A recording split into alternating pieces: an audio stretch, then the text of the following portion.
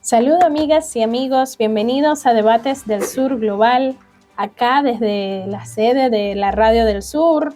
Queremos saludarles a todos y todas y agradecerles por acompañarnos como todos los martes.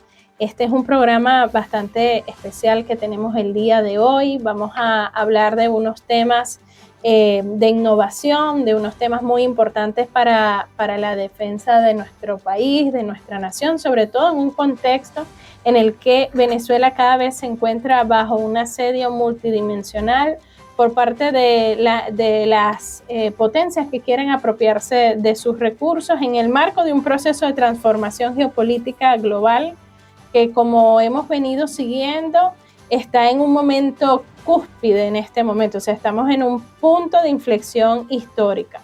Quiero saludarles antes de presentar a nuestro invitado de hoy, darle un abrazo al equipo de la Radio del Sur, a Nieves Valdés, su presidenta, que siempre nos acompaña aquí, está pendiente, a los técnicos, a los periodistas.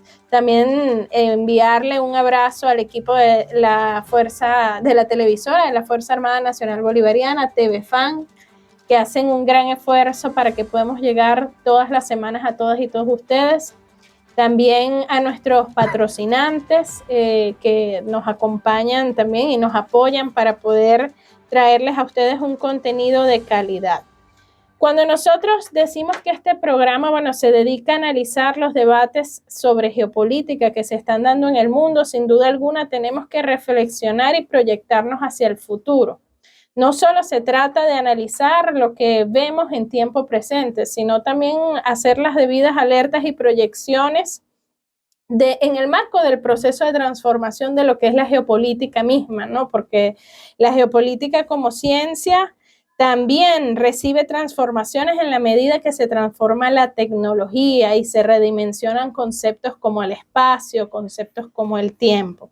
Por eso el día de hoy tenemos un invitado muy especial. Se trata del general de división Benjamin Rosell, quien es doctor en seguridad de la nación, es profesor e investigador de distintas casas de estudio aquí en el país a nivel de maestría, a nivel de doctorado. También es experto en geopolítica aeroespacial y este es precisamente uno de los temas que vamos a abordar hoy. La geopolítica que ha recibido muchas transformaciones, especialmente en este siglo XXI, porque ya la dominación no solo se ejerce a través del control territorial material físico, sino también a través del control virtual, a través del control de las mentes, con el uso de la tecnología. En la medida que evoluciona la tecnología, también empiezan a generarse nuevas manifestaciones de relaciones de poder asociados a un espacio y a un tiempo. Y ese espacio y ese tiempo está muchas veces condicionado, ¿no? por estas nuevas dimensiones, como las que vamos a estudiar el día de hoy. Se trata de la dimensión del espacio ultraterrestre y suprayacente y la importante dimensión del ciberespacio. Hemos visto recientemente que nuestro país ha estado sometido nuevamente a una serie de ataques cibernéticos que buscan socavar su institucionalidad, que buscan amedrentar la estabilidad política, económica, social que hemos alcanzado hasta ahora.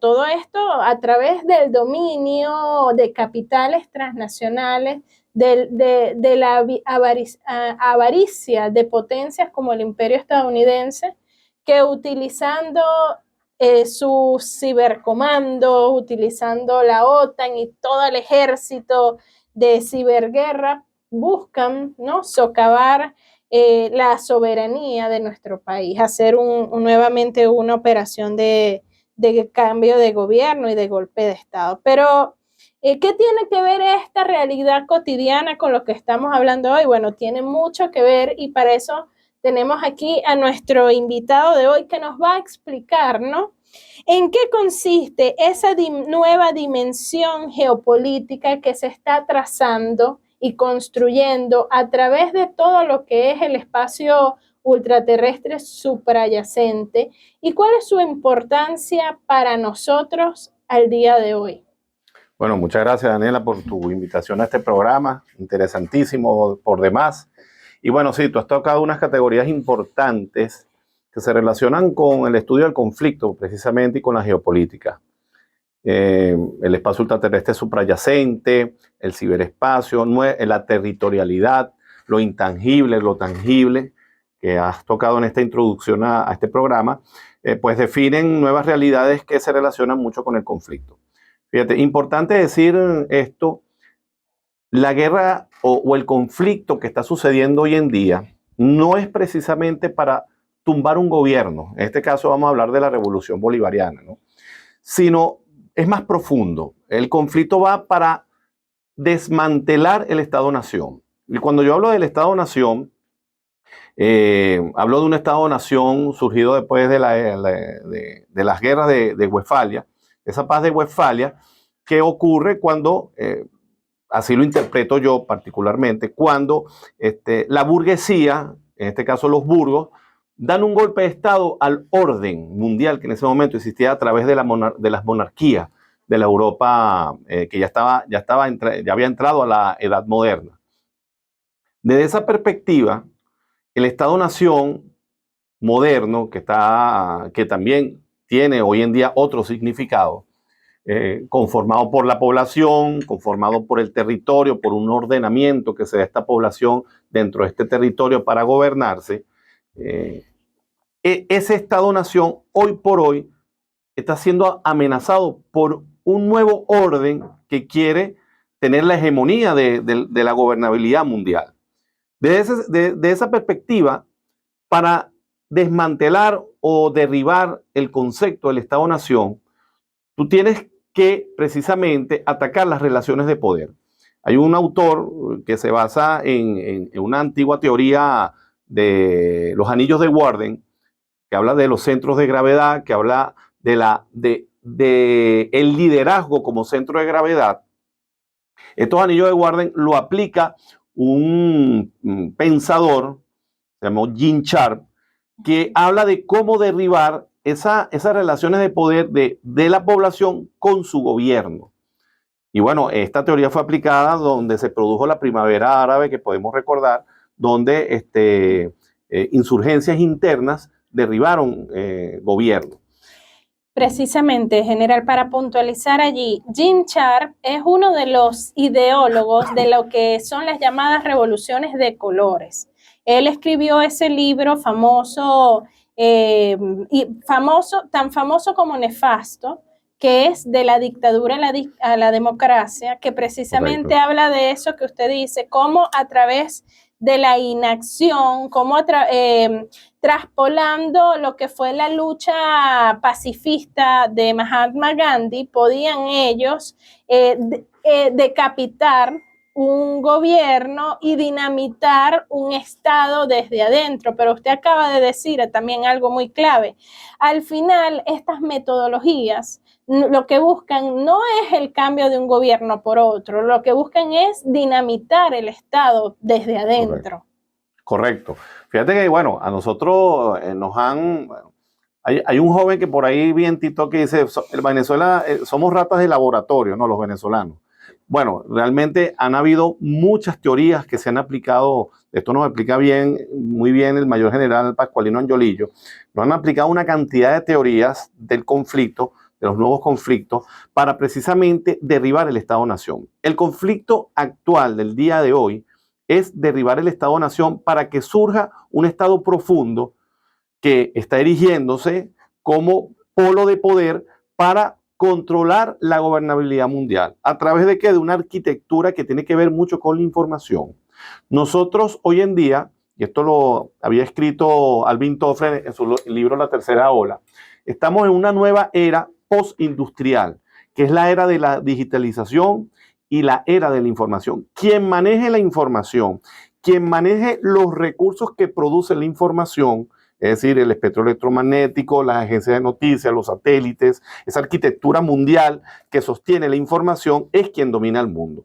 Entonces, de esa perspectiva, nuevos ensayos están sucediendo que están aplicados hoy en día en un blanco objetivo que es la población venezolana, el Estado venezolano, porque quieren derribar simplemente, no solamente ahora las relaciones de poder, sino quieren derribar la identidad que tiene la población venezolana, la nación venezolana con respecto a su territorio.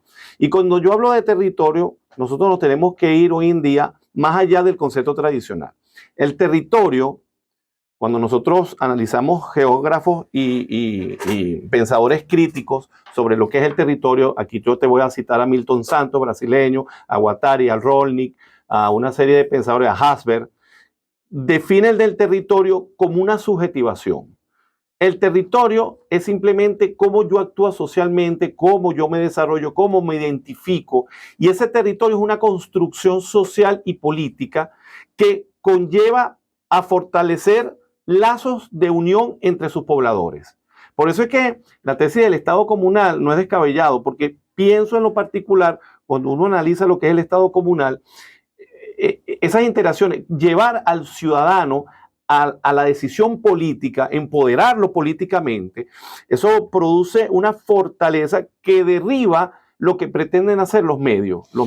Y allí, para fortalecer eso que usted está diciendo, o sea, para hablar de geopolítica y entender la complejidad del concepto de geopolítica, hay que entender también la complejidad y la multidimensionalidad del concepto de territorio, ¿no? Correcto. Por eso es que es importantísimo esta introducción que usted hace. Y también ese es un factor de la sorpresa que es Venezuela para el mundo, porque cuando el comandante Chávez llega, empieza a plantear una nueva interpretación de nuestro territorio, no solo una nueva interpretación geopolítica del mundo, sino que la geopolítica también se aplica a lo interno de nuestro país, y de allí se desprende toda esa propuesta de la revolución bolivariana que tiene que ver con las comunas, comunidades políticos territoriales que conectan desde lo local hasta lo global, ¿no? Y que deben estar interactuando constantemente en esa batalla geopolítica contra la otredad y contra la transculturización, contra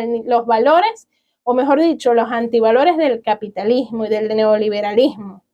Correcto, fíjate que es importante cuando el presidente, nuestro comandante eterno, define una nueva sociedad, un nuevo modelo social, define un modelo social comunal. Entonces se basa en fortalezas de nuestra propia historia y de la historia universal, pero se enfocó mucho en nuestra construcción histórica, de nuestra ontología, para definir un modelo social. En este sentido, uno de los pocos grandes pensadores, pero muy poco estudiado, es nuestro maestro de maestros, Simón Rodríguez. Simón Rodríguez nos hablaba de la autarquía, ¿no? De la toparquía, que era lograr una independencia a través del desarrollo. Entonces, ¿qué busca hoy en día los conflictos mundiales? Buscan derribar no solamente las relaciones de poder porque ya lo han hecho, ¿no? Entre la población y su gobierno, sino también la identidad que tiene la población con su territorio. Por eso, una respuesta geopolítica a esa teoría de la tierra corazón de Mackinder, donde China y Rusia se han entendido que deben relacionarse respetando la otredad entre Rusia y China. La respuesta geopolítica del punto de vista de la descontextualización del territorio o del proceso de desterritorialización es precisamente lo que ha hecho Mark Zuckerberg, creando un metaverso. Entonces, ese metaverso hace que la persona se sienta parte de un escenario, de un territorio subjetiva, que es el territorio virtual. ¿Cómo esto está influyendo en la sociedad? Fíjate, cuando nosotros hablamos de los estudios de la etología y la etnología, nos damos cuenta que los seres humanos actuamos de una manera natural conforme al territorio que estamos socializando, ¿no? Eso es parte de los estudios etnológicos.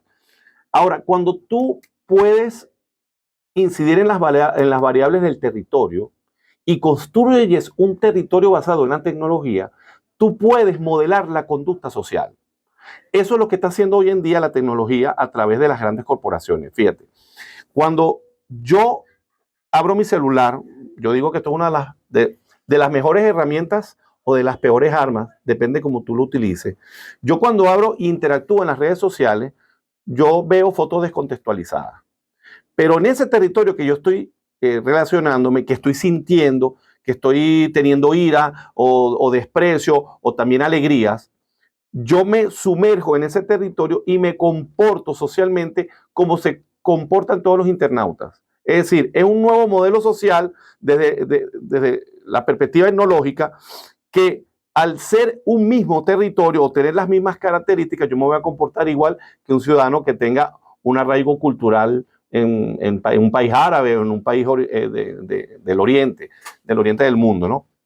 Entonces, ¿qué está buscando realmente el nuevo gobierno mundial, el Estado profundo? Está buscando un desarraigo de la población con su entorno tangible y lo está arraigando con un territorio intangible que él mismo está construyendo. Milton Santos nos hablaba de que cada día el territorio se van añadiendo nuevos elementos y esos elementos cada día son más artificiales. Quien va a regir el control de ese territorio y esas relaciones de poder son precisamente los dueños de los centros de información. Vamos a hablar Silicon Valley y entre otras construcciones de las nubes electrónicas que existen en el mundo. El que controle esos centros de información controla la percepción. Y al controlar la percepción es como tú piensas, es como tú ves, es como tú consideras que es la realidad. Y la realidad no es otra cosa que percepción. Porque tú y yo podemos ver un mismo objeto, pero de repente tú le das una connotación distinta a mí. Poniéndote un ejemplo, suponte tú que nunca naciste en un país cristiano y tú me ves a mí una cruz, un crucifijo, y el significado que tú le vas a dar a esa figura no es el mismo que le doy yo si soy cristiano. Entonces, ahí hay una serie de elementos que significan lo que el dueño de los centros de información le dé. Por eso es que nosotros somos una sociedad hoy en día más manipulable, porque estamos interactuando en un nuevo territorio que es el territorio del ciberespacio. Bueno, y ahí hay varios elementos, ¿no? Porque es interesante, ¿no? Interesante cómo desde esos satélites que están en el espacio ultraterrestre suprayacente salen los nodos de comunicación, ¿no? Sale el Internet para interconectar el mundo, para interconectar ese ciberespacio. Entonces la cuestión es así. Son dos espacios de importantes batallas geopolíticas, el espacio ultraterrestre y el ciberespacio. No son el mismo espacio, pero están estrechamente interconectados porque, y además son extremadamente excluyentes, porque cuando vas a ver quienes tienen posibilidad de poner un satélite son muy pocos en el mundo, ¿no?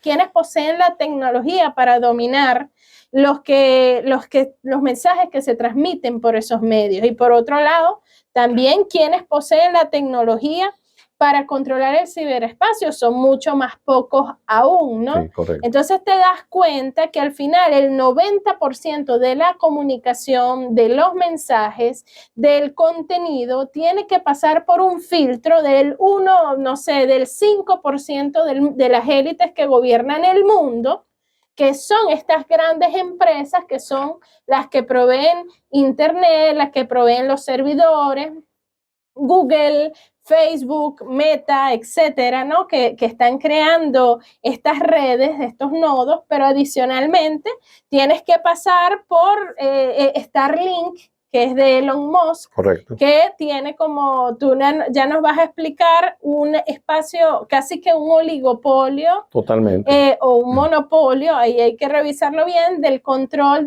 de los satélites privados de órbita baja en el mundo. Tanto es así y es tanto el control del sector privado de los satélites de órbita baja que Estados Unidos ha publicado una estrategia de desarrollo conjunto. O sea, el Departamento de Defensa de Estados Unidos ha publicado su estrategia de integración del espacio comercial, porque ellos necesitan convertir a estas empresas privadas en unos socios estratégicos para formular, desarrollar e implementar su estrategia de defensa aeroespacial, porque ni siquiera Estados Unidos es el que posee los satélites de órbita baja, no, son empresas privadas. Correcto. Y tal es así que en la última reunión de la OTAN en Washington, en los 75 años, uno de los temas que se habló fue precisamente ese, crear un nuevo dominio de la guerra, de la defensa, en donde se incorpore al sector privado, sobre todo el sector privado que tiene los satélites de órbita terrestre baja, complementados con inteligencia artificial para proporcionar información sobre objetivos de inteligencia, vigilancia, reconocimiento e imágenes claves, entre otros usos, que es algo que han venido ensayando ahorita en Israel. Sí. Israel ha utilizado esos satélites de órbita baja con inteligencia artificial para definir parte de los blancos de su operación genocida en contra del pueblo palestino, ¿no? Es parte de lo que estamos hablando. Ahora, ¿cómo podemos generar entender, ¿no? Esta nueva dimensión geopolítica a la luz de los datos que tenemos al día de hoy a mano, de lo que conocemos que es una realidad, en el control, ya hemos hablado de las mentes, en el control de esa tecnología, ¿no? Y que después se traduce en el control de poblaciones enteras, desde su estadio incluso de preconciencia, sin que estas poblaciones se den cuenta que están bajo este régimen de dominación.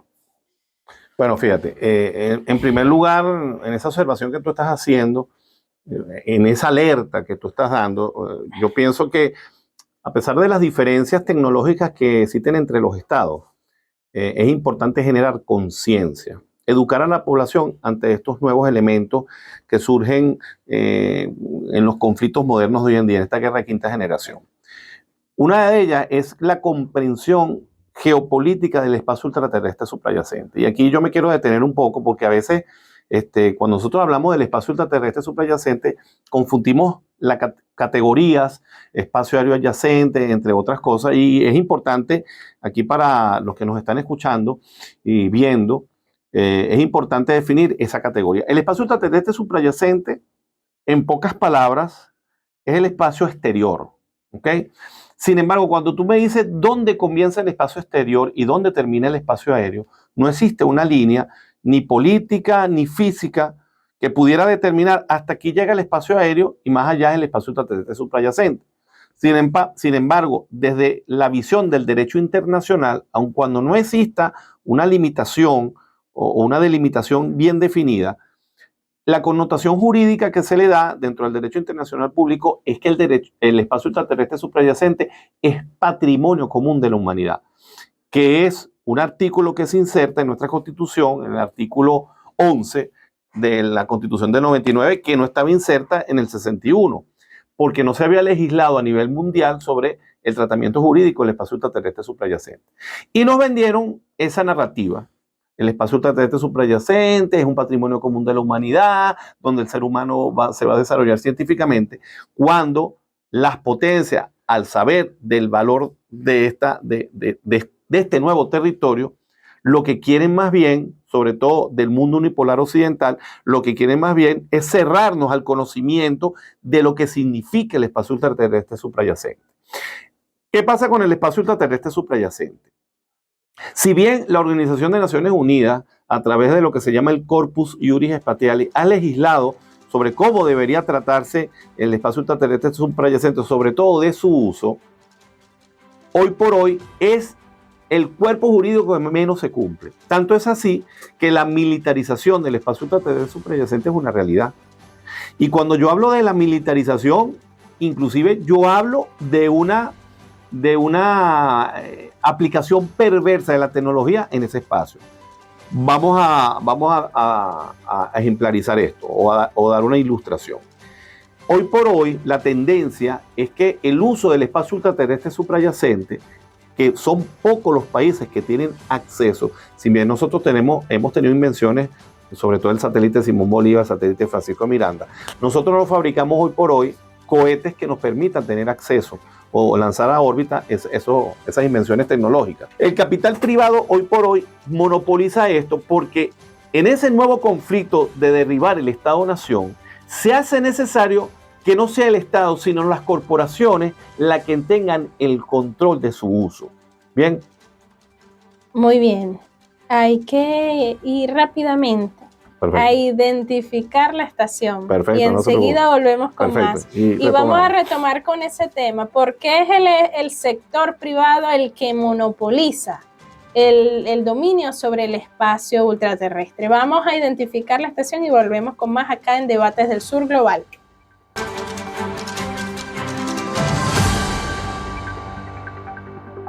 Bien, continuamos conversando con el general de división Benjamín Rosell sobre el espacio ultraterrestre suprayacente y su importancia geopolítica, ¿no?, en la actualidad. De hecho, el general nos explicaba en este momento por qué el espacio suprayacente, digamos, todo lo que es el espacio ultraterrestre está principalmente dominado por los intereses corporativos y por un pequeñísimo grupo de empresas privadas y grandes corporaciones.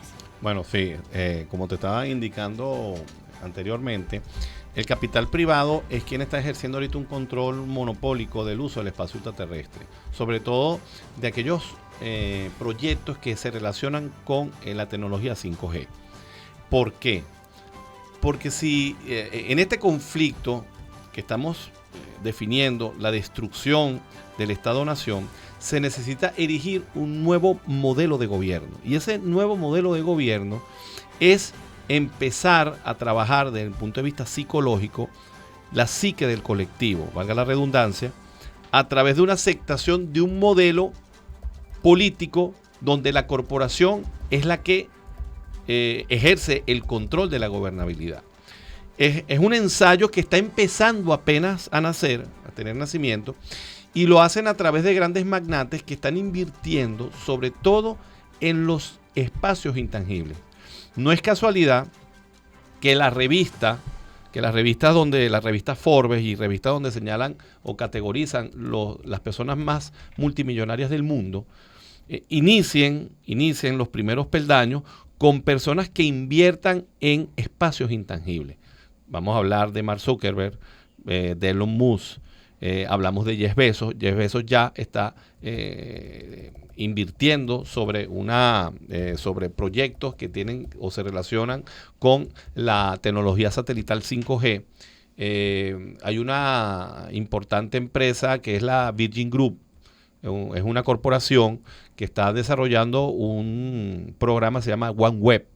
Richard Branson, no sé si el empresario inglés que financió el concierto en la frontera. En la frontera en Cúcuta, cuando estaba la cuestión esta de la ayuda humanitaria, ¿no? Entonces, fíjate que ese interés del capital tiene de manera subyacente un objetivo, que es la consolidación de lo que es la percepción de la información a nivel mundial. Es decir, imagínate que tú seas dueña, lo decía el presidente Putin, que tú seas dueña de toda la transmisión del espectro electromagnético en la tecnología 5G.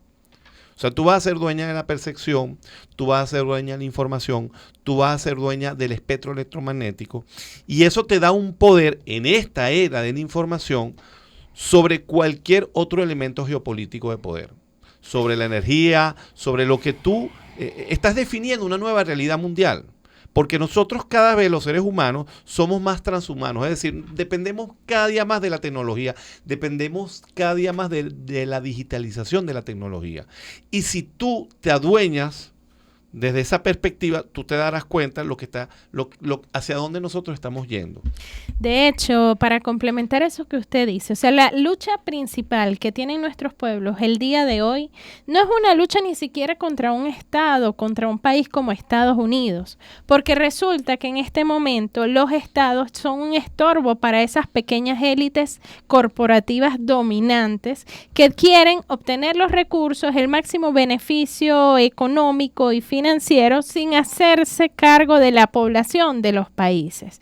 De hecho, cuando uno estudia todas las proyecciones, te dicen van a incrementarse exponencialmente el número de migrantes, pero no te dicen por qué. Pero es que resulta que la cantidad de guerras que estas élites están desarrollando para despoblar la tierra también generan migrantes. Resulta que la desaparición de los estados-nación es una causa de generación de migrantes porque estas poblaciones errantes cada vez se quedan sin un resguardo, sin un marco de protección.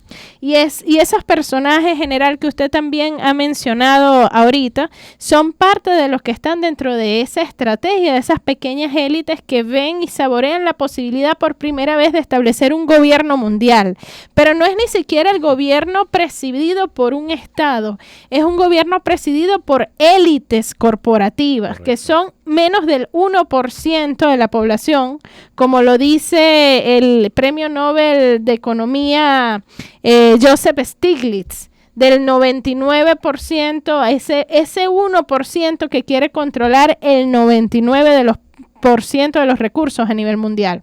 Mira, fíjate que interesante lo que tú estás diciendo, ¿no?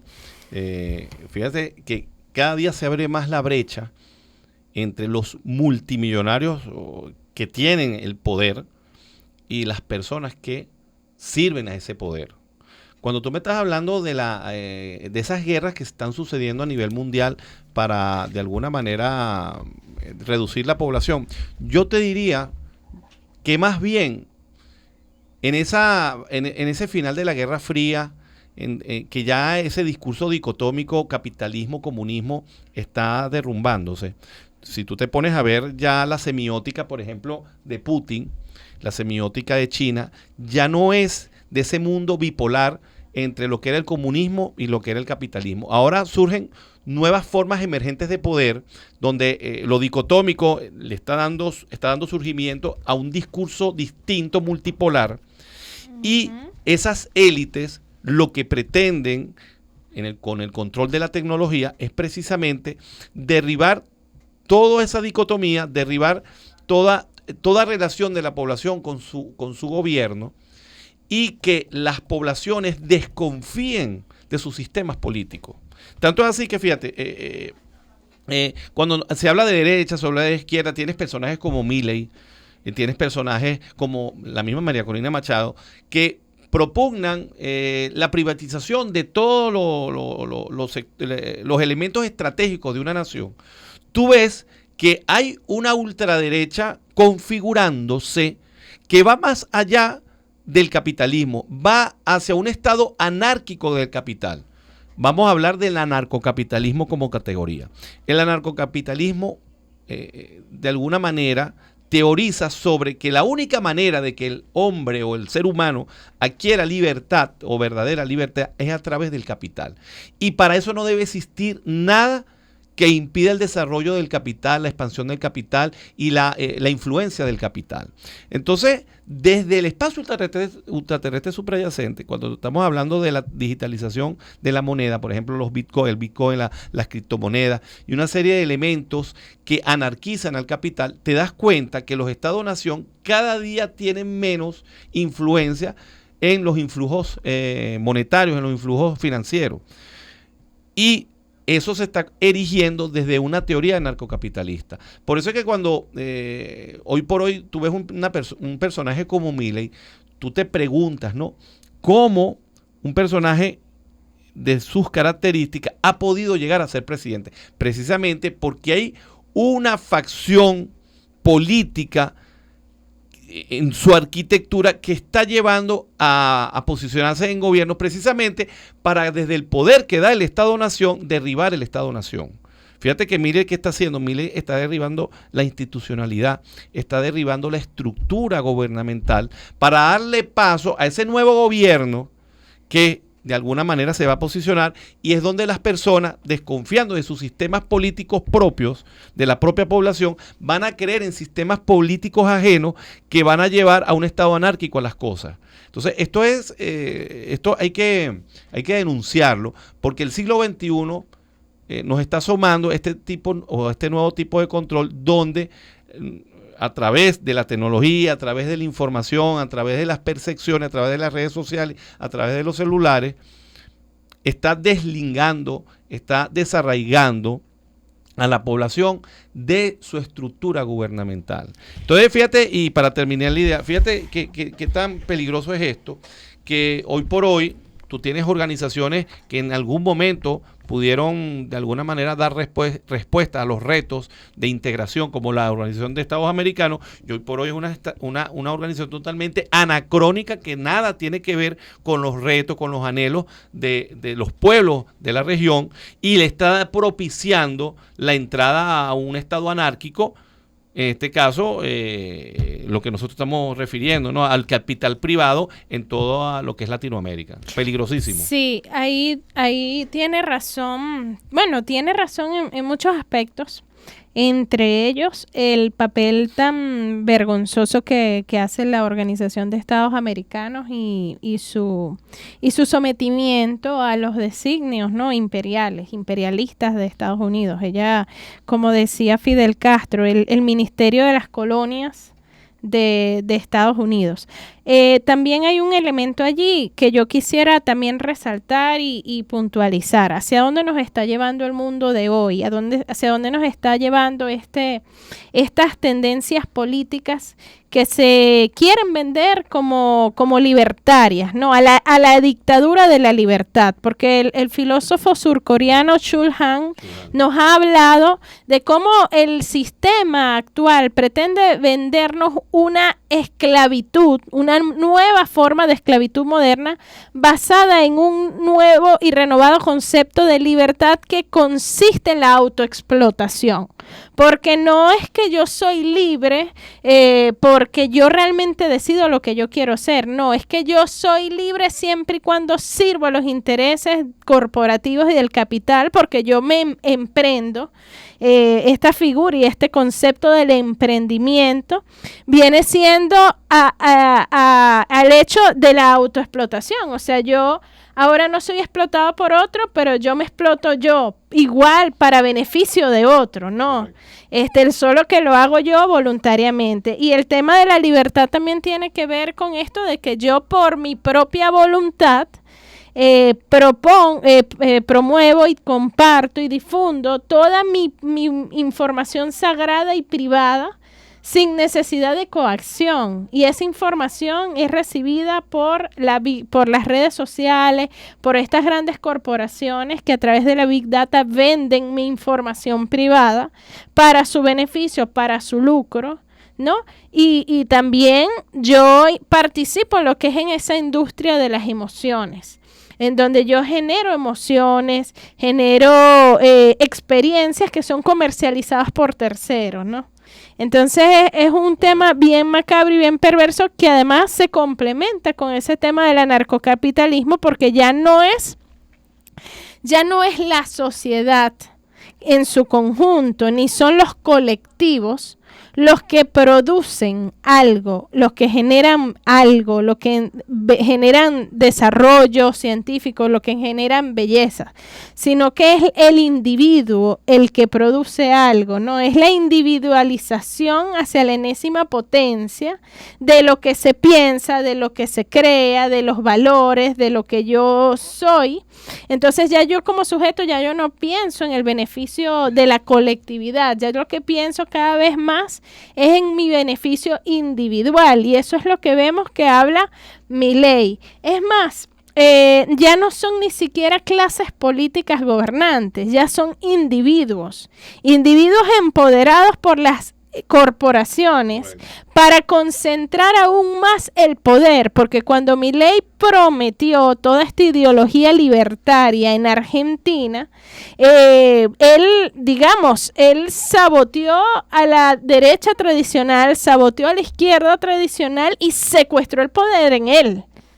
O sea, ya ni siquiera una estructura del Estado existe, sino que es sacar el poder de la estructura del Estado en estos radicales libres que son cada día más radicales y que garantizan darle el poder directamente a las corporaciones. Porque ¿qué es lo que hemos visto? ¿Cuáles son las reuniones que ha tenido Milei desde que ganó el gobierno? Elon Musk, Mark Zuckerberg, es conectarse, el Fondo Monetario Internacional, es conectarse directamente con las corporaciones para que sean las corporaciones directas las que dominen el espectro político de esos países. Y eso es esos son experimentos súper peligrosos, que además tienen un impacto material tremendo, porque es verdad, Estados Unidos está a punto de colapsar socialmente, económicamente,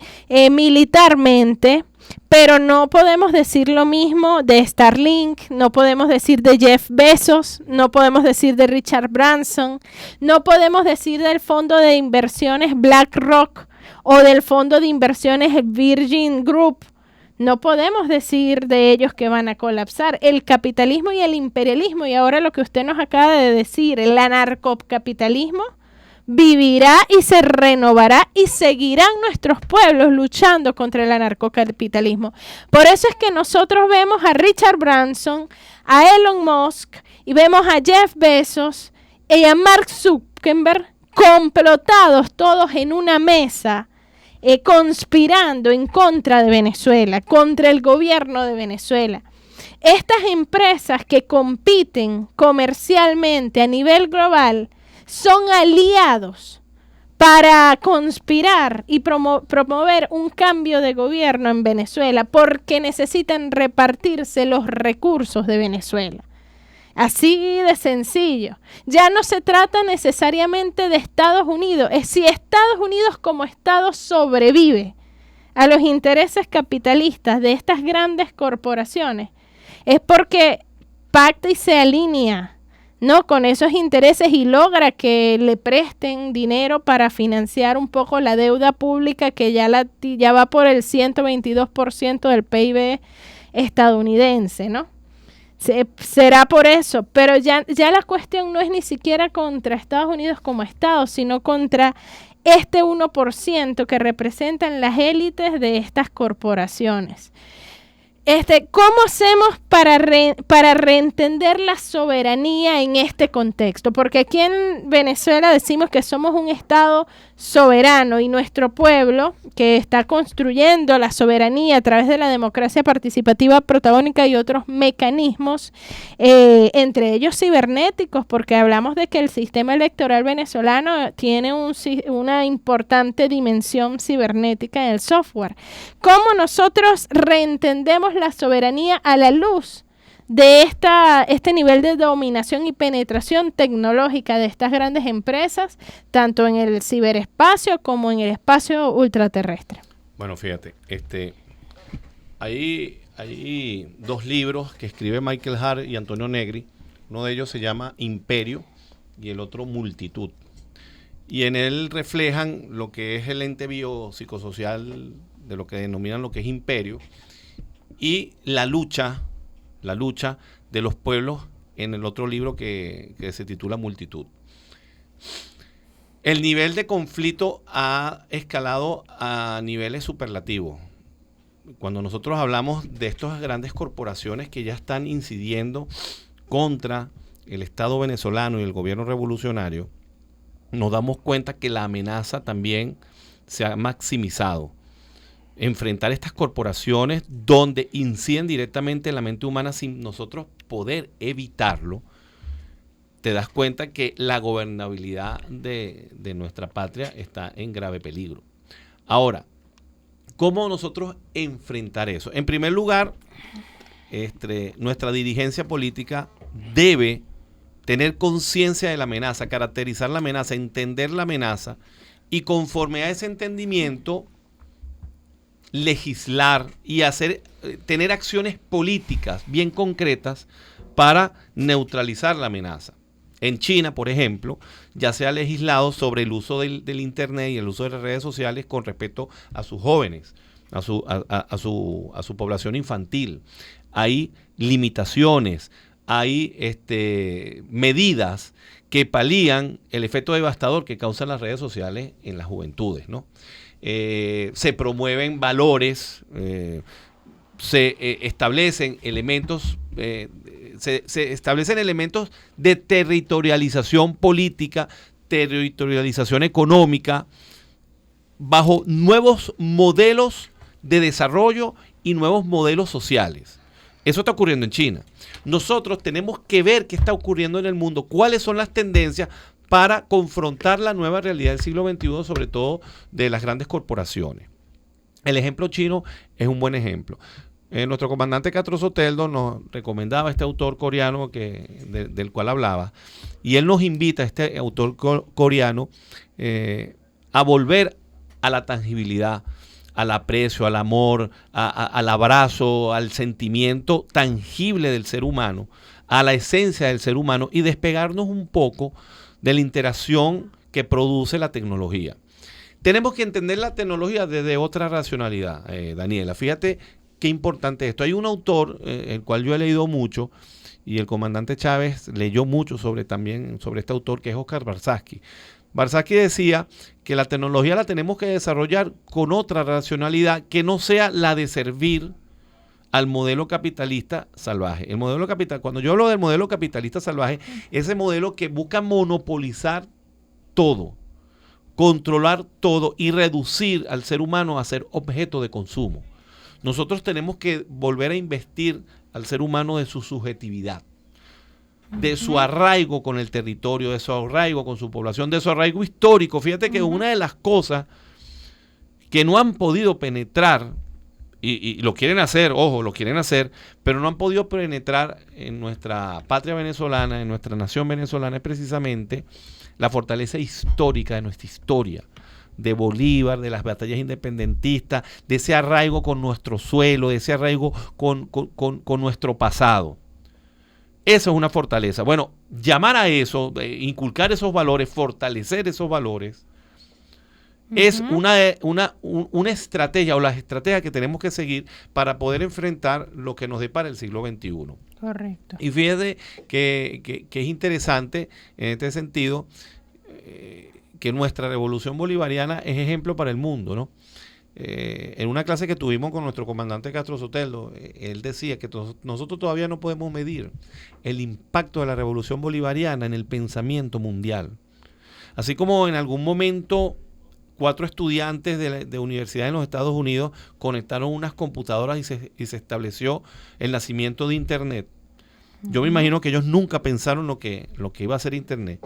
Esta revolución bolivariana, en su avance de pensamiento, de reflexión, del entendimiento de la sociedad futuro, producirá nuevas corrientes, producirá nuevas ideas, nuevos pensamientos que de alguna manera confrontarán este estado profundo que quiere erigirse para controlar la gobernabilidad mundial. La animosidad de los pueblos, su legado histórico, sus luchas, sus batallas, son mucho más fuertes, y así lo creo yo, Daniela, son mucho más fuertes que cualquier intención de cualquier capital privado, por más fuerte que éste sea. Llegará un momento que la humanidad, en plena conciencia de su realidad, la transformará por encima de las intenciones que tienen estas grandes corporaciones y esta arquitectura capitalista mundial. Yo así lo creo. Y nosotros, desde Venezuela, desde nuestra revolución bolivariana, desde nuestro país y de nuestro bolivarianismo, estamos diciéndole al mundo qué hacer. Ellos lo interpretarán a su manera, pero seguirán nuestro ejemplo. Y desde esa perspectiva pienso que el futuro no es tan negro como algunas personas lo pretenden hacer ver. Lo que pasa es que, bueno, tenemos que resistir, tenemos que luchar y batallar. No es un conflicto fácil, pero pienso que estamos yendo por senderos de victoria. Bien, general, fíjese, ahorita hay unos acontecimientos recientes en nuestro país que también nos han ameritado revisar con mucho más detalle todo, cómo funciona y cómo opera todo ese sistema de dominación construido a través de las redes cibernéticas y también que se apalanca en el espacio ultraterrestre, ¿no?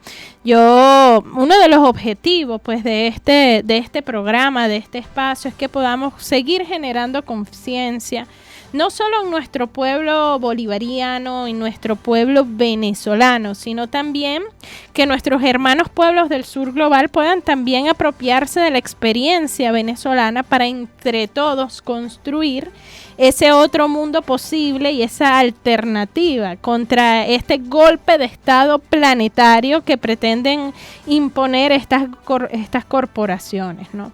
Yo creo que hay un concepto que me gustaría también que exploremos un poco en el próximo segmento, que tiene que ver con el capitalismo de la vigilancia y cómo todos estos instrumentos tecnológicos, desde la lógica del lugar de enunciación, que es Estados Unidos, y estos empresarios como estas corporaciones, megacorporaciones, cómo buscan, ¿no?, establecer, así como usted acaba de hablar de un anarcocapitalismo en lo político, un capitalismo de la vigilancia a través del dominio y tecnológico.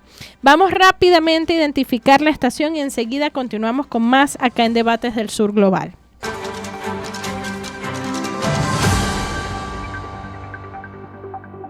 Bien, continuamos acá en Debates del Sur Global. Bueno, un programa interesantísimo el día de hoy y sobre todo muy necesario a la luz de los últimos acontecimientos y las últimas batallas que ha dado nuestro pueblo venezolano.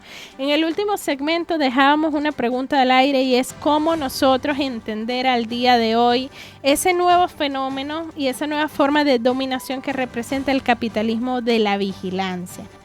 Importante, las definiciones que hace Shoshana Zuboff sobre qué es el capitalismo de la vigilancia. Bueno, ella habla que es un nuevo orden económico que reclama para sí la experiencia humana como materia prima gratuita y aprovechable, porque es una materia prima gratuita. A nosotros no nos pagan nada por poner nuestra experiencia en internet y en las redes sociales, para una serie de prácticas comerciales ocultas de extracción, predicción y ventas, porque además de allí no solo extraen lo que a ti te gusta, lo que no te gusta, lo que te molesta, lo que te encanta, sino que además tienen la capacidad de, a través del Big Data y los algoritmos, de generar patrones y generar proyecciones y predicciones. Entonces, ya el nivel de dominación sobre quién eres tú y de qué es lo que te gusta ya pasa a un nivel superior, porque ni siquiera el cerebro humano tiene la capacidad de hacer tantas probabilidades, análisis de cálculo y probabilidad, como lo tienen las computadoras cuánticas que utilizan estas grandes compañías que procesan toda la información del Big Data, ¿no? Por otro lado, ella también habla de que el capitalismo de la vigilancia es la mutación inescrupulosa del capitalismo, caracterizada por grandes concentraciones de riqueza, conocimiento y poder que no tienen precedencia en la historia humana, que es prácticamente lo que estamos hablando. O sea, estamos hablando que el 99% del conocimiento y de la información tiene que pasar por estos pequeños nodos que nos plantean estos monopolios y oligopolios en el control de las tecnologías, de la información y la comunicación a nivel global. Por otro lado, ella dice, es un nuevo poder instrumentario que impone su dominio sobre la sociedad y plantea alarmantes contradicciones para la democracia de mercado. ¿Por qué? Porque se trata de la expropiación de derechos humanos cruciales que perfectamente pueden considerarse como un golpe de arriba, un derrocamiento de la soberanía del pueblo. Yo quisiera hacer énfasis aquí, porque aquí en Venezuela estamos constantemente luchando ¿contra qué? Contra todas estas tendencias globales que buscan derrocar la soberanía del pueblo. Cuando nuestro presidente Nicolás Maduro dice y va y lleva al Tribunal Supremo de Justicia la revisión de las actas del proceso electoral, ¿qué es lo que estamos haciendo valer? La soberanía del pueblo por encima de ese golpe de Estado que nos quieren hacer ver las corporaciones, Twitter, Instagram, los poderes fácticos globales, que quieren hacer ver que aquí ganó otro porque sencillamente hay unas fulanas actas forjadas en internet dándole la vuelta al mundo, y porque están en internet entonces son verdad, ¿no?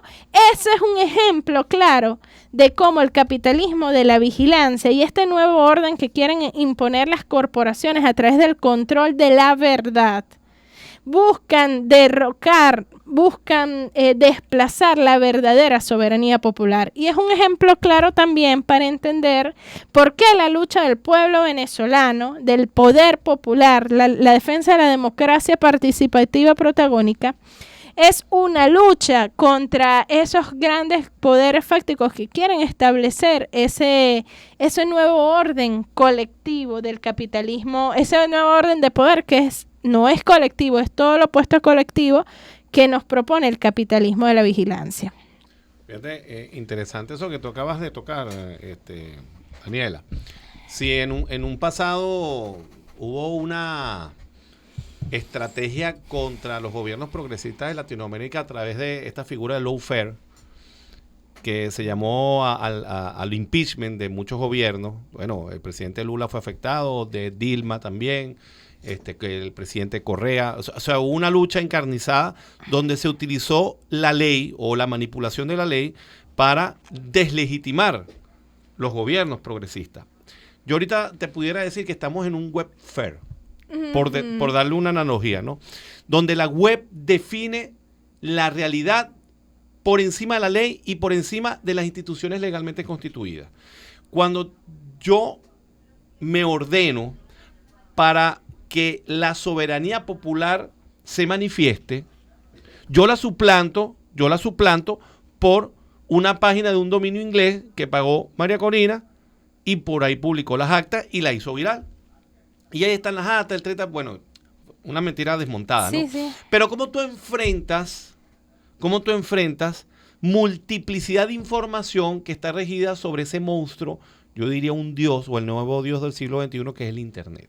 O sea, ¿cómo tú enfrentas eso, no? Entonces, fíjate que hay un interesante video en YouTube de Julian Assange, que él nos habla de el cibergobierno, la cibersoberanía, la cibereconomía. Decía Assange, denunciando estos nuevos polos de poder, que no puede haber cultura sin cibercultura, no puede haber soberanía sin cibersoberanía, no puede haber economía sin cibereconomía. Es decir, hoy por hoy, el nuevo territorio ciberespacial define nuevas relaciones de poder. Ahora, ¿cómo enfrentar eso? Obviamente, tiene que haber un desarrollo tecnológico, tiene que, de alguna manera, impulsarse el estudio de ciencias que nos lleve al desarrollo tecnológico bajo una racionalidad socialista.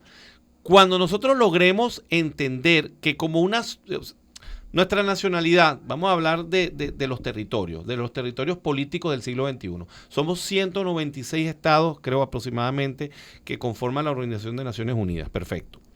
Ahora, ¿nosotros podemos enfrentar esta amenaza desde nuestro territorio tangible? No. Nosotros tenemos que buscar integraciones importantes con alianzas estratégicas que confronten el mundo que se erigió o la lógica del mundo que se erigió después de la Segunda Guerra Mundial, ¿ok? Por ejemplo, la Organización de Naciones Unidas, me acuerdo que el comandante Chávez decía, ¿no? La Organización de Naciones Unidas no sirve. Aquí venimos a comer cachitos y conocernos los presidentes, pero no estamos abordando los retos que nos están exigiendo los pueblos del mundo, ¿no? Entonces, fíjate que tan es así, Daniela, que BRICS y BRICS Plus hoy por hoy es una realidad.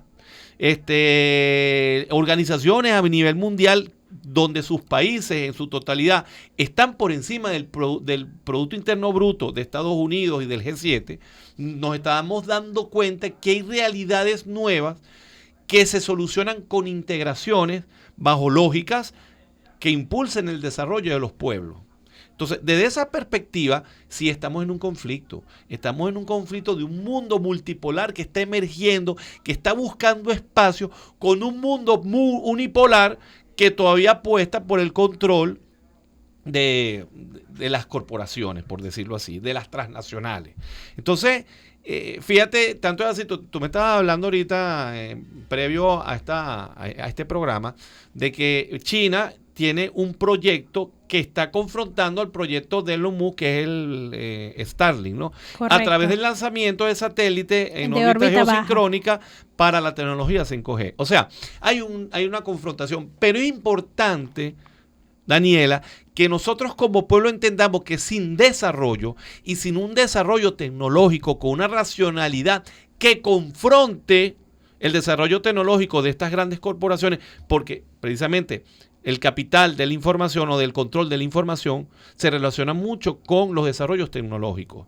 Entonces, si yo, por ejemplo, fíjate una de las cosas, el último programa que hizo nuestro comandante presidente de las redes sociales, eliminó el WhatsApp a nivel del Estado. Ahora iremos hacia otras redes sociales para el intercambio de información. Uh-huh. Nos invitó a leer varios autores que guardan relación de cómo las redes sociales y la tecnología inciden en lo social. Desde esa lógica, nosotros tenemos que valorar lo que estos autores nos dicen, controlar la información, controlar el desarrollo tecnológico. Eso de la transferencia tecnológica con países o con estados que confrontan nuestro modelo social y nuestro modelo económico, no podemos permitir que esas tecnologías nos invadan.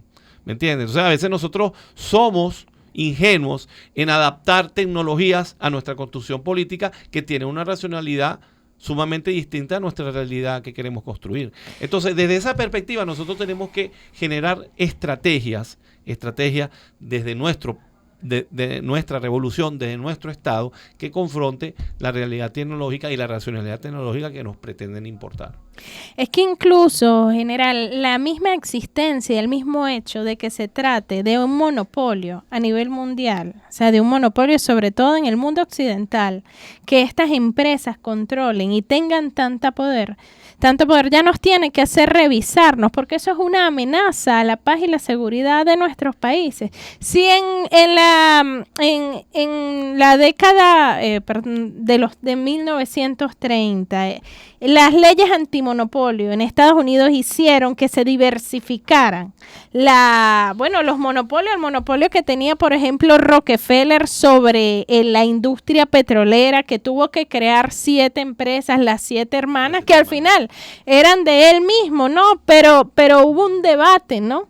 Un debate en donde ese nivel de monopolio sobre ciertos recursos era inaceptable porque era una afectación contra la seguridad, era una amenaza contra la seguridad de los seres humanos y de los países y la salud de los sistemas. Entonces, ¿por qué ahorita nos damos ese debate también? Porque estamos hablando de que existe un monopolio, un oligopolio en el control de estos recursos que son fundamentales, que inciden directamente en la mente y en la psiquis colectiva e individual y que están en manos de pequeñas y pocas compañías, ¿no? Si no podemos incidir en la democratización, en el acceso a esas tecnologías, podemos incidir en la conciencia de nuestro pueblo y en el fortalecimiento de las políticas de nuestro Estado venezolano para evitar que intentos de golpes de Estado como los que hemos vivido recientemente, con el uso de ese importante concepto que usted acaba de presentar acá, que es con el uso del webfare, que es el uso del internet, ¿no? y de toda la interconexión de las tecnologías del uso del ciberespacio para el desarrollo de una guerra contra la soberanía, para sustituir la soberanía de un pueblo, como fue el pueblo venezolano que votó en las elecciones.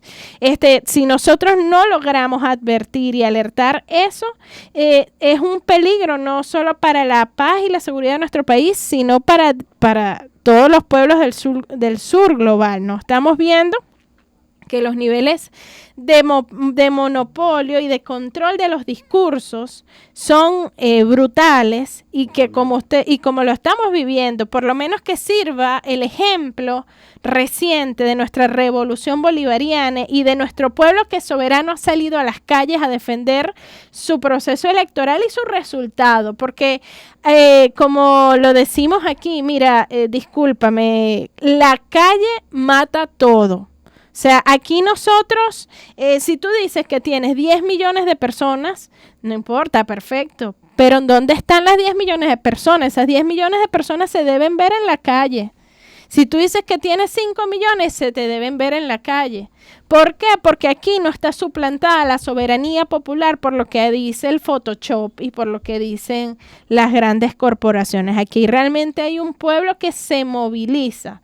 Y eso es lo único que puede derrotar a esa soberanía suplantada que nos quieren construir desde la Matrix, como decía la película. O sea, la película, para mí, yo pienso que es una gran crítica a ese mundo que se proyectaba y se estaba construyendo, ¿no? Y no había que ir al futuro para entender que lo que estábamos construyendo hace décadas y lo que estamos viviendo hoy es eso, una Matrix cada día más cerrada y controlada a través del régimen de control de discursos que ejercen estas grandes corporaciones y quienes manejan las tecnologías.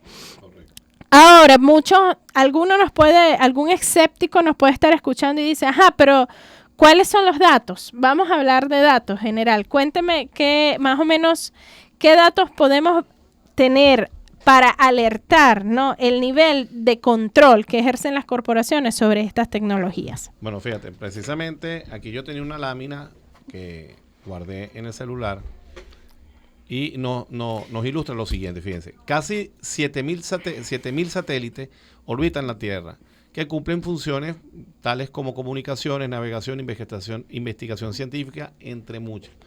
Y haciendo un paréntesis con esto, en 1947 la corporación RAND, que es un tanque de pensamiento en los Estados Unidos, había vaticinado que el desarrollo de un satélite iba a tener la misma repercusión que la explosión de una bomba atómica, ¿no?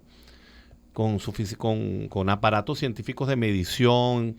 Fíjense que hoy en día, pues, eso es una realidad, ¿no? De esos 7.000 satélites que orbitan la Tierra y que cumplen multiplicidad de funciones, exploración, percepción, control de la meteorología, exploración del subsuelo, etcétera, que dan información estratégica, geointeligencia. De esos satélites, la mitad pertenecen a la corporación SpaceX de Elon Musk. Es decir, 3.395 satélites de esos 7.000 que orbitan, o aproximadamente 7.000 que orbitan la Tierra, pertenecen a Elon Musk. Imagínate el poder que le da a Elon Musk, a la corporación de Elon Musk, tener posicionado 3.395 satélites en órbita. Y el proyecto de él, en perspectiva, es lanzar en órbita 12.000 satélites para el control de todo lo que es la tecnología 5G. Ahora, hay un elemento muy importante. ¿Cuál es la importancia geopolítica, por ejemplo, de Venezuela al momento del lanzamiento de un satélite? Porque entiendo que no es lo mismo lanzar a la órbita, o sea, al espacio, un satélite desde el hemisferio norte que desde el hemisferio sur, o el tema del Ecuador. No sé si usted nos puede orientar algo de eso. No. Quería cerrar la idea anterior diciéndote, por ejemplo, que fíjate que cuando yo hablo de una comparación de la cantidad de satélites que tienen las corporaciones privadas con respecto a los estados-naciones, en los Estados Unidos, entre China, Estados Unidos, más o menos podemos dar un promedio de 350 satélites. Si tú comparas 350 satélites de un gobierno, incluyendo los Estados Unidos, con respecto a las corporaciones privadas, te darás cuenta que es abismal la brecha. Y esto es una realidad que nosotros tenemos que comprender porque hacia allá está yendo nuestro mundo. Fíjate lo que tú estabas hablando sobre Venezuela, ¿no? Desde el punto de vista de su geoposición. Uh-huh. Cuando nosotros hablamos de órbitas, existe la órbita baja, para ilustrar un poco a nuestra teleaudiencia, existe lo que es la órbita baja, que son aquellos satélites que se posicionan entre los 200 y 2.000 kilómetros de altitud sobre la superficie terrestre. Luego tenemos la órbita media, que va hasta los 14.000 kilómetros. Y luego las órbitas altas o la órbita geosincrónica. Vamos a ser bien específicos aquí con esta órbita, la órbita geosincrónica, que fue una órbita que en su momento un científico que, bueno, dio bastantes vaticinios de lo que iba a ser la realidad en perspectiva desde la década de los 60, Arthur Clerc, por eso que se llama la órbita de Clerc, o se le dio ese nombre, la órbita geosincrónica, es una órbita, cuando tú posicionas un satélite a esa altitud, la velocidad angular con que se desplaza este satélite es la misma con respecto a la velocidad de rotación del eje de la Tierra, ¿no? Es decir, el satélite siempre va a estar en el mismo lugar donde está un punto terrestre. Por ejemplo, si tú posicionas el satélite Simón Bolívar encima de Venezuela, siempre se va a mantener ahí. Esa órbita es una órbita muy geoestratégica porque precisamente, a pesar de que nuestro espacio ultraterrestre suprayacente pudiera ser infinito, o pudiera tener unas dimensiones que, bueno, escapan de toda imaginación humana, el recurso de la órbita geosincrónica es un recurso limitado.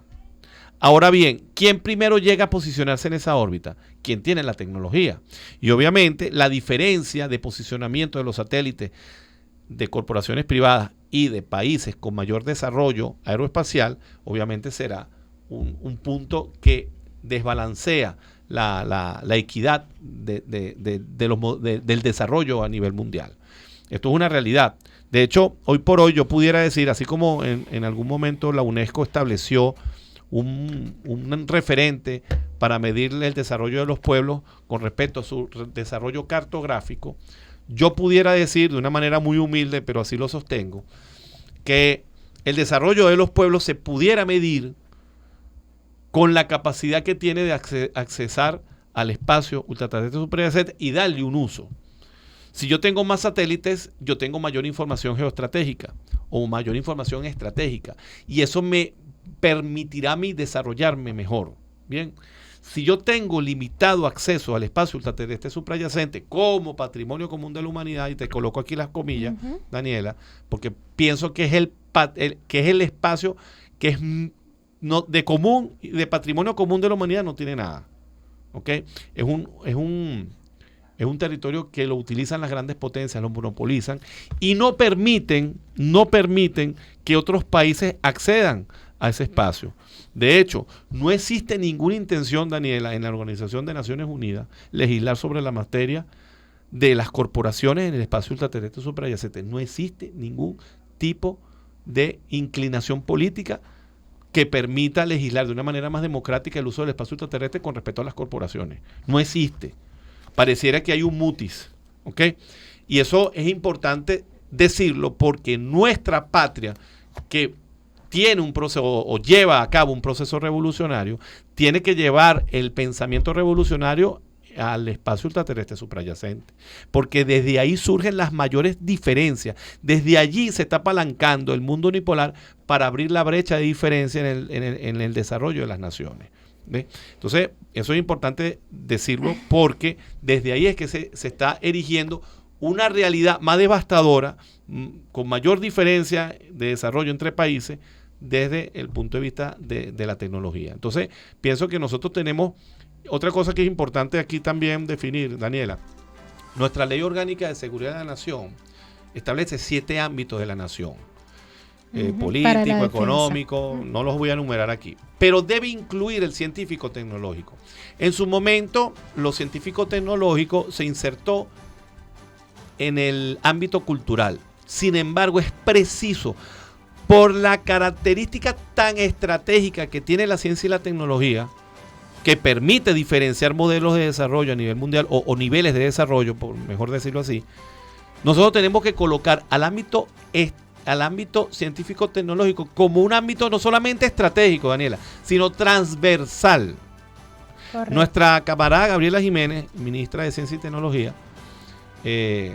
yo sé que ella ha abordado mucho este tema y pienso que nosotros tenemos que darle un valor estratégico al desarrollo de la ciencia y al desarrollo de la tecnología con nuestra construcción política. Porque si seguimos importando modelos tecnológicos, vamos a seguir importando de manera subyacente modelos políticos que nada tienen que ver con nuestra construcción. Y desde la Ley Orgánica de Seguridad de la Nación tenemos que impulsar la conciencia geopolítica de lo que significa la ciencia y la tecnología para nuestra construcción de nuestro proyecto bolivariano y nuestro proyecto revolucionario. Bien, vamos rápidamente a identificar la estación y enseguida volvemos con más acá en Debates del Sur Global.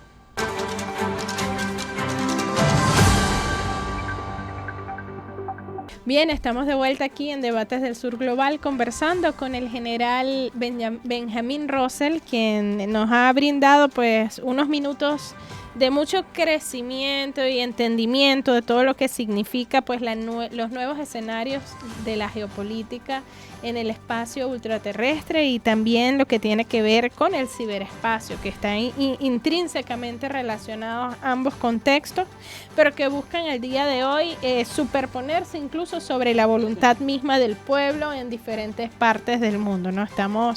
Me comentaba el general que estamos enfrentando el absolutismo del capital, porque el nivel de control y de monopolio sobre estas tecnologías nos mueve nuevamente a un estadio incluso pre-westphaliano, porque es antes incluso mismo de la existencia del Estado-Nación, porque ellos están hablando del desconocimiento como tal de la estructura de los estados, para ya montarse en lo que es las corporatocracias o yo no sé si llamarlos estados corporativos, pero en todo caso esos gobiernos únicos o gobiernos mundiales, pero presididos directamente por los dueños de estas corporaciones que tienen el poder para controlar los discursos. Entonces, esto es parte de los retos y desafíos. Ya en este último segmento, yo pienso que es importante que podamos compartir con todos los pueblos que nos escuchan, no solo desde aquí de Venezuela, sino también desde todo el sur global, ¿no? ¿Cuáles son los retos y desafíos que tenemos y cómo podemos organizarnos, ¿no? Para enfrentar este contexto, estas complejidades que significa este siglo XXI? Bueno, fíjate, una pregunta muy interesante, bueno, un planteamiento muy interesante que tú acabas de hacer, Daniela, porque uno ve este escenario y bueno, parece un escenario tan tenebroso como desesperanzador, ¿no? Sin embargo, pienso que una de las respuestas a estos nuevos retos que significa el siglo XXI, para evitar que se destruya la esencia de la nación venezolana, la esencia de la nación bolivariana, es precisamente, en primer lugar, volver a nuestras raíces, ¿no? Nuestras raíces históricas, cómo nos erigimos como nación, cómo nos erigimos como pueblo, qué somos, por qué estamos aquí y hacia dónde debemos ir. Esas son las preguntas clave que nos tenemos que hacer como sociedad. En segundo lugar, pienso, y esto sí, yo quizás esto pudiera sonar fuerte, ¿no? Pero nosotros estamos llevando a cabo un proceso bolivariano revolucionario donde el centro de nuestra revolución es el ser humano en sociedad. El ser humano amando a su prójimo y entendiendo, o sea, el bien común sobre el bien personal, ¿no? Es un equilibrio, pues lo decía nuestro libertador Simón Bolívar como fortaleza histórica, despejar la incógnita, la gran incógnita del hombre libre en sociedad. Esto es una incógnita de nuestra revolución. Entonces, para tú despejar esa incógnita, en primer lugar, tú tienes que convertir al ser social que se agrupa, que se relaciona, lo debes convertir en un ser político. Nosotros tenemos que politizar a la sociedad. Hay gente que dice, no, es que hay que sacar lo político. No. Lo político siempre tiene que ser pieza clave de toda discusión social, grupal. Cuando hablo de lo individual, grupal y nacional, te puedo citar, por ejemplo, la teoría de la complejidad de Edgar Morin, ¿no? Claro. Lo complejo. Entonces, siempre el discurso político tiene que ir de la mano con la construcción social.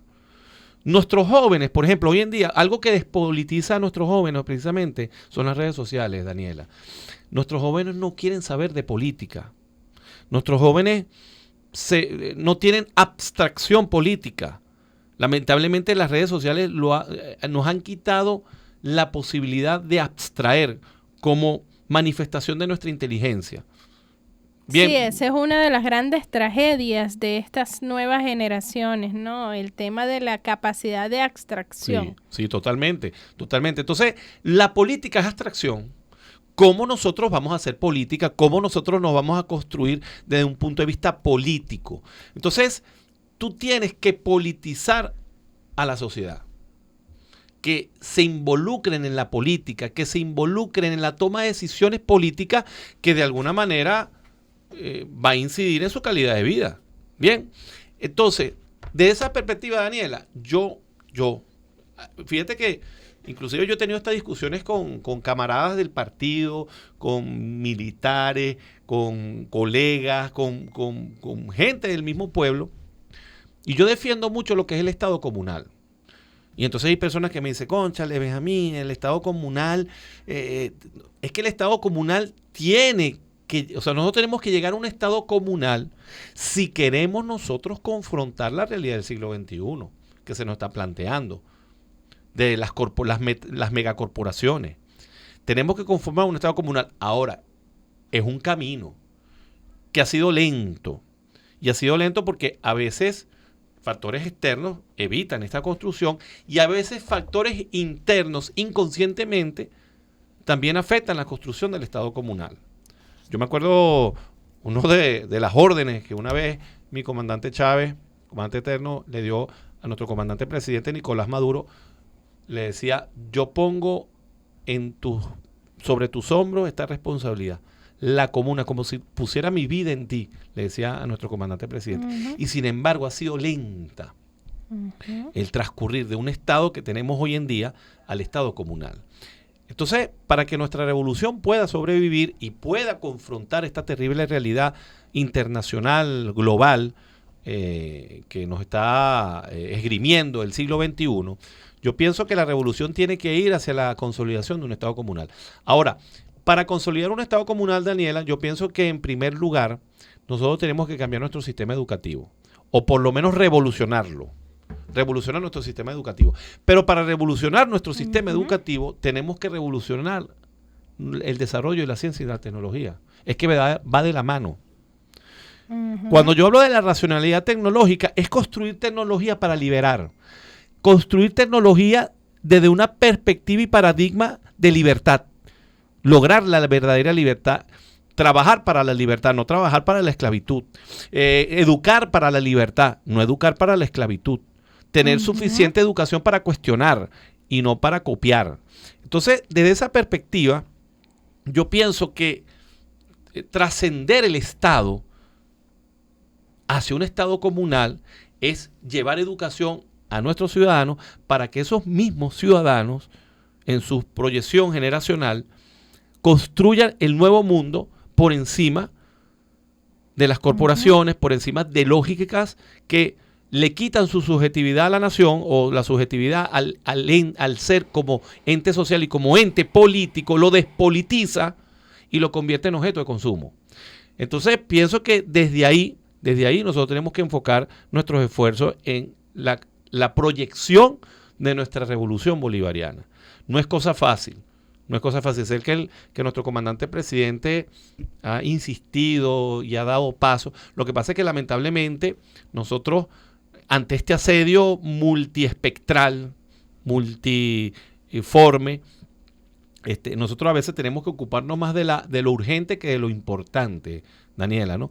Pero tenemos que mantener la iniciativa. Es un principio del conflicto, un principio de la guerra, mantener la iniciativa. Y mantener la iniciativa es luchar contra lo urgente, pero construyendo lo importante. ¿Me entiendes, no? Entonces, si nosotros logramos, y esto es un mensaje a todos los revolucionarios en cualquier nivel que se encuentren, si nosotros logramos atacar lo urgente, entendiendo la amenaza y comprendiéndola para poder neutralizarla, mientras a la vez vamos construyendo lo importante, es decir, la construcción de un modelo social, de un modelo político que vaya a garantizar que todo ser humano de nuestra sociedad sea un ente político con capaz de decisión para construir el verdadero Estado comunal, nosotros podemos derribar cualquier fuerza. Decía nuestro comandante Chávez, un pueblo unido jamás será vencido, pero una unión verdadera, una unión integral, una unión integral.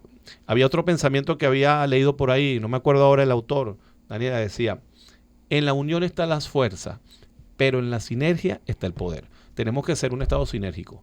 Yo pienso Bueno, que hacia ahí tenemos que ir. Importantísimo. En la unión está la fuerza y en la sinergia está el poder. Usted, general, recordaba, ¿no? Parte de las enseñanzas claves de nuestro comandante supremo y eterno Hugo Chávez Frías, quien supo avisorar el mundo que tendríamos que enfrentar hoy. Cuando él decía, tenemos que irnos hacia lo local, reivindicar y fortalecer el pensamiento desde esas unidades políticos territoriales primigenias que son las comunas, y reconfigurar, ¿no?, el territorio nacional, reconfigurar nuestra geopolítica nacional, romper con esos modelos concebidos desde la visión del colonizador, desde la visión del imperio que nos quiere dominar, y generar nuestros propios mecanismos de organización político-territorial basados en el desarrollo, en la defensa, en la capacidad de ejercer una resistencia contra ese avasallante poder de alienación que tiene lo global, que tienen las grandes corporaciones. Siempre hay una cita del comandante Chávez, la estaba buscando, se las voy a poner en nuestras redes sociales cuando la consiga, que dice, tenemos que hacer que nuestras comunas se apoderen de lo global e interconectar lo local con lo global, porque solo así nuestro pueblo, desde cada rincón y cada centímetro del país, podrá entender cómo sus luchas y sus procesos locales son el resultado de fenómenos globales que se están dando, y cómo cada esfuerzo que nosotros hacemos es un esfuerzo que vale lo que pesa en oro por la resistencia que representa frente a estos grandes abismos que nos quieren imponer las grandes corporaciones, que quieren desdibujar por completo no solo nuestro mapa, porque para ellos desaparecer los mapas y las líneas que nos dividen es una prioridad. Ellos sencillamente dibujarían un círculo alrededor de la faja petrolífera del Orinoco, y eso es el territorio que a ellos les interesa, como dibujan un triángulo alrededor de los yacimientos de litio que están compartidos entre Perú, Ecuador y Argentina, etcétera, etcétera. O sea, la lógica del territorio para ellos es otra cosa, pero nosotros tenemos que seguir profundizando aguas adentro, ¿no? Y empoderando a nuestro poder popular para que entienda y también trace con vocación inquebrantable esa defensa que debemos hacer en todo nivel de nuestra soberanía, de nuestra independencia, de nuestra historia y también de nuestro derecho al desarrollo, porque no solo nos estamos jugando el pasado y el presente, lo que somos hoy, nos estamos jugando nuestro futuro, el futuro de esas próximas generaciones por venir, que tenemos que garantizarles un suelo, un cielo y unos recursos para poder desarrollarse, crecer plenamente, como en el sentido espiritual que lo plantea nuestra Constitución de la República Bolivariana de Venezuela y nuestros principios históricos del bolivarianismo y de Simón Rodríguez, del pensamiento original. Bueno, un mensaje final para todas y todos que nos siguen, no solo desde Venezuela, sino también del sur global, porque estamos en una batalla en donde ya el sur no es ese sur geográfico, sino también es un sur metafórico, porque hay pueblos que desde el norte están luchando contra el imperialismo, contra el colonialismo y también contra la voluntad despótica de estas élites. Bueno, Daniela, como mensaje final, yo pudiera recomendar a nuestra población, en primer lugar, que mantengamos la fortaleza histórica de Bolívar, la fortaleza histórica de nuestro comandante supremo. Él nos visualizó el camino. Él nos dijo, hacia allá es que tenemos que ir. Ahora, ¿cómo vamos a transitar ese camino? Es la incógnita que estamos despejando. Yo pienso que, así como el cuento de Hansel y Gretel, que ponían migajas de pan para no olvidarse el camino, ¿no? Cuando nosotros vemos videos de nuestro comandante Chávez, tenemos que entender que nuestro comandante Chávez no nos hablaba para el hoy, nos hablaba para el mañana. Hay muchas cosas que hoy estamos entendiendo de nuestro mensaje de nuestro comandante. Y con respecto a las comunas, hay un video bien interesante de Tatuy.com que nos habla precisamente de las comunas. Nosotros tenemos que resignificar, repensar nuestra sociedad con visión de futuro, con visión de libertad, con esa visión que nos dejó y nos legó Simón Bolívar, Francisco de Miranda, Simón Rodríguez. O sea, tenemos una fortaleza histórica que muchos países, Daniela, quisieran tener. Y nosotros a veces lo subestimamos. Si nosotros nos reencontramos con nuestro pasado, concientizamos nuestro presente y resignificamos nuestro futuro, yo te puedo decir que seremos una nación poderosa. Pero no para expoliar recursos a otras naciones, no, sino para hermanar naciones y construir una sociedad mejor que vaya en contra de lo que se nos pretende hacer hoy día. Entonces, yo pienso que nosotros vamos por el camino. Lo importante es no perder la esperanza, porque las redes sociales nos las quitan. No perder, fíjense una cosa bien importante, hay personas opositoras a nuestro gobierno, porque en toda democracia tienen que haber diversidad de opiniones. Y ellos dicen, yo no estoy de acuerdo tampoco con hacer daño, con destruir. Yo puedo manifestar mi inconformidad con un proyecto a través de los mecanismos que nos ofrece la ley. Entonces pienso que hay una nueva conciencia en la misma posición que nos permite de alguna manera tener la tolerancia necesaria y el entendimiento necesario para construir nuestra sociedad, esa sociedad. Y por supuesto, nosotros también como revolucionarios tenemos que criticarnos, porque a veces nosotros necesitamos rectificar. Lo decía mucho nuestro comandante Chávez y lo dice nuestro comandante presidente. Nosotros no podemos estancar, no nos podemos estancar políticamente. Nosotros tenemos que siempre ir a la autocrítica. Desde esa perspectiva, yo pienso que el futuro que se avisora es esperanzador y sobre todo esperanzador porque lo podemos construir nosotros mismos. Nosotros no podemos permitir que nos lo construyan.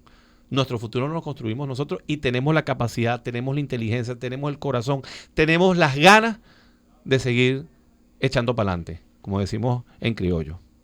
Bien, por eso es que no podemos distraernos, ¿no? Y como lo dice usted, muy bien dicho, general, no podemos dejar que las redes sociales y esa realidad virtual suplante nuestra realidad real, ¿no?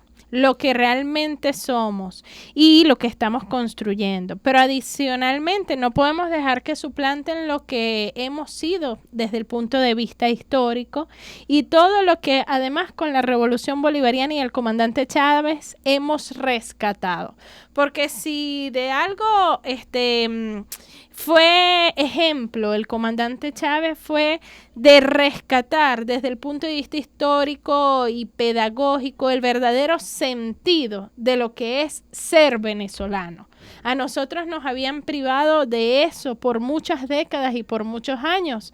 Nos habían dicho que el venezolano era un ser flojo, era un ser sin estudios, era un ser que no quería trabajar, era un ser, era indio, era un campesino, o sea, todo lo contrario. O sea, el venezolano, cuando nosotros vamos a ver, y lo hemos visto ahorita, destacar en cada espacio donde llega un venezolano, destaca y brilla por su amabilidad, por su sencillez, por su solidaridad, por su capacidad y por su excelente formación profesional, ¿no? Y también porque el venezolano tiene un arraigo con esa esencia histórica y con ese con esa mezcla que nos hace tan especial entre los africanos, entre los indígenas y también entre los españoles. O sea, cuando lo decía nuestro libertador Simón Bolívar,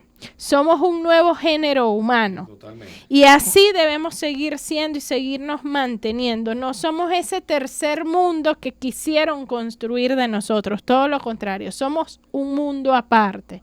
Y ese es el camino que Venezuela y la Revolución Bolivariana van a seguir construyendo y defendiendo, ¿no? Ese mundo aparte que además se conecta con la pluripolaridad, con la multipolaridad, con el multicentrismo y con ese otro mundo más que posible necesario que estamos construyendo en alianzas estratégicas con grandes potencias emergentes que plantean un marco de relacionamiento y de cooperación en condiciones de respeto y de igualdad. Entonces lo ha dicho también nuestro presidente muy claro. No vamos a venir como pueblo a sacrificar nuestra independencia y nuestra soberanía por chantajes de un imperio en decadencia como lo es el imperio estadounidense.